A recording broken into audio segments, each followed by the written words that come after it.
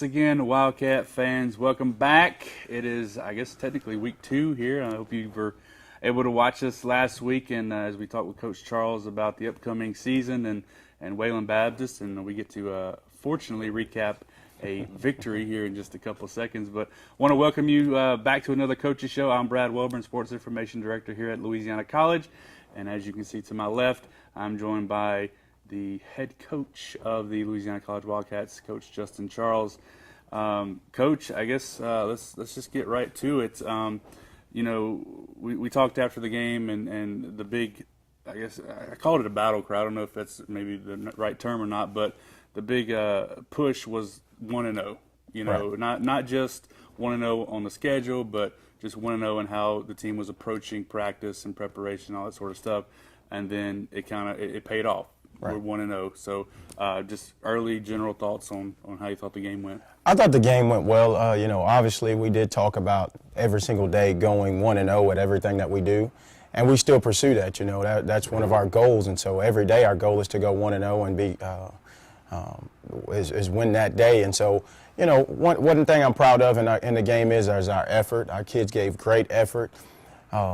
All the way through the game and all 3 phases of the game, offense, defense, special teams, all played very, very hard, extremely confident in what they were doing.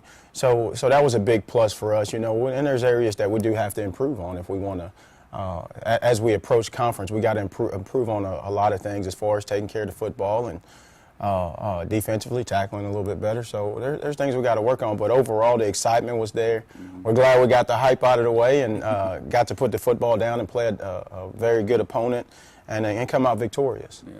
Now, for you, I mean, it had to be, I mean, beside the fact that, you know, it's your first game as head coach, you got the win, but, you know, after the fact, and we didn't really get to talk about it last week, but the fact that there were so many former players here for the game, former teammates, former players that you coached, to be there to kind of be a part of what was your first win. I mean, that had to be pretty special for you individually. Oh yeah, it was awesome because I had the opportunity to see a lot of guys that I haven't seen in years. They came for our alumni recognition day. And those guys were there, and they were very supportive, and they've been a big time push for me ever since I've been named the head coach. And so it was awesome to see those guys. And then the guys that I coached, man, it seems like just even within the coaching staff, I know I'm getting old because I've coached all of these guys since 2005. But it was a great atmosphere the other night. Loved every single part of it, and glad that the community came out and supported us as well. Yeah, I gotta ask you, and we talked about it after the game as well. Because I mean that's what everybody's gonna wonder is what you thought about the quarterback play, and you know, just looking at the numbers, I mean it's kind of what we thought in the beginning is that these are 2 very evenly matched, evenly caliber type of guys, and it showed both 140 yards, both 3 touchdowns. So I mean, are we just that, I guess, spoiled to have 2 quarterbacks that can do it, can play? I wouldn't say spoiled. I would use the word blessed because we have 2 guys that know how to compete day in and day out. That's at practice, that's in the classroom, and they compete not just with each other. They compete to make the team better, and that's what we want. That's the drive that we wanted within the team. And so we're definitely blessed to have both those guys on this team and this program because they do different things. And, you know, like you said with the stats, you know, the stats are what the stats are, but those guys together led us to a win. And that's the biggest thing for us is to make sure we get the win day in and day out. And that's what they both did well. You know, I know both of them had the 3 touchdown passes. They both did a lot of things very well when it came to throwing the football and running the football, you know. And so they complement each other very well. One thing that I'm grateful for is I don't have to prepare for either one of those guys, you know, because both of them are going to touch the field, and they're both great players. Yeah. Well, speaking about the defense a little bit, you know, they had a couple plays here or there where they maybe a break, a bust, or whatever, but throughout the game, I mean, it just seemed like Wayland just couldn't get anything going. And then to kind of cap things off with those 2 fumbles for touchdowns to kind of end the game was, I guess, maybe the icing on the cake for the defense. Right. Our defense came out and played very well. They did. We had a sound game plan against those guys. I think our defensive coaches prepared those guys very well.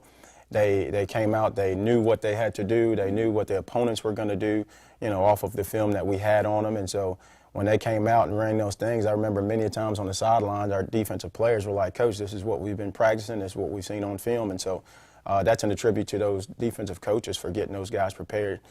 And then all the other things that happened, with all the takeaways that we did have. And there was a lot of excitement on defense. Those guys were high-fiving each other for a 1-yard loss, a 1-yard tackle, those things. And it's just fun football to be around with those guys. And so I attribute that to the players and their efforts and things like that. But the bust that we did have, that's one thing that we're trying to eliminate. We talk about it every single day, eliminating the big play. Right. And if we can eliminate the big play, we definitely give ourselves a chance every day. Mm-hmm.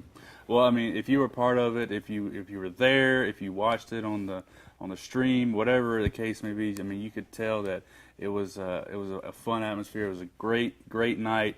And just being on the field after the game, just hearing the players talk to their families and interact with one another. It was just a lot of fun to be a part of, and for me, I was excited to be able to be there.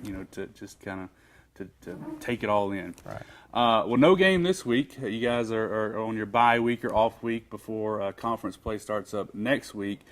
So what's the focus here this week? I know you talked about fixing the little things and making sure you're ready for a very tough opponent coming up in a couple weeks, Hardin-Simmons. Oh, well, one thing I can guarantee is we won't lose this weekend. There you go. So, one thing, the biggest goal that we're facing this week is our discipline, is our team discipline, and granted, it is a week that we do have an off week where we're not facing anybody, but our biggest foe right now is ourselves, and so we got to make sure we stay disciplined in everything that we do. So we're buckling down on the classroom, buckling down in grades and all those things this week, and still focusing on football as well. So our coaching staff, we're doing a great job as far as making sure we do the things in the right way, and so we're holding our kids accountable, because that's one of the goals our kids set for themselves, is to be disciplined. And under that, there was a dot underneath it that said they wanted to hold themselves accountable, and they wanted coaches to hold them accountable for every action that they have. And so that's our next goal that we brought to the forefront. Actually, this morning we talked about it in the team meeting, and so that's the biggest thing, is holding ourselves accountable. One of the things I also wanted to mention and get your thoughts on, they've been kind of working on this for the past couple weeks. You guys are planning to go and take some donations and supplies and things down to Houston, the Houston area this week, with a couple of the players on the team from Katy and Silsbee, Texas, right, kind of in that area. So talk a little bit about that and the plan, and I think y'all are going down Saturday, is that right? Yes. Saturday we have a group of guys, around 10 individuals. They're going down, along with some softball players and some soccer players, I believe, as well. And they're going down to Houston and the Katy area and stopping by on Silsbee, hopefully on the way. And they're going to talk, basically help those communities out in those neighborhoods where our players are from, and just distribute some things, because, we have a young man by the name of Zachary Barrett who led this whole charge, and he decided, hey, I want to do this because this is where my heart is. And so he's leading the charge. He's got a couple trucks going down there, and they're already loaded up, ready to go. And it's filled with food and water and some clothes that have been donated, and we're pretty excited about it, because it's something that's just concentrated on football, and we want our young men to be more than just football oriented. We want them to be life oriented. So we're very excited about this opportunity, and it's not about the publicity or anything like that. It's about giving back to others. And so Zach Barrett and those guys and Trey Turner, they're doing a great job as far as giving back to different communities, not just Pineville community. Right. So yeah, that's why I wanted to bring it up. So people still have a couple of days here to, if you'd like to send some stuff with the football team, right, or the soccer team, or the softball team, you can just get in touch with Coach Charles or any of those coaches to help in any way that you can. Obviously, it's a crazy situation. I know you're from the Houston area. Right. Fortunately, your family is great. They're good. So it's just one of the things where you kind of take a step back away from football for a second and kind of see what's going on in the world. So Well, all right, Coach. I guess that's going to do it for this week. It's not as much fun to not talk about an upcoming game, but it'll be a good week of practice. I suspect next week as well, and we'll be back to talk about the big dog Hardin Simmons as we travel to Abilene next Saturday, the 16th. So it's gonna be a fun time. So appreciate you, Coach. Thank you for thanks having for me. watching. Again, all the stuff will be on the website lcwildcats.net, and. I'll see you later.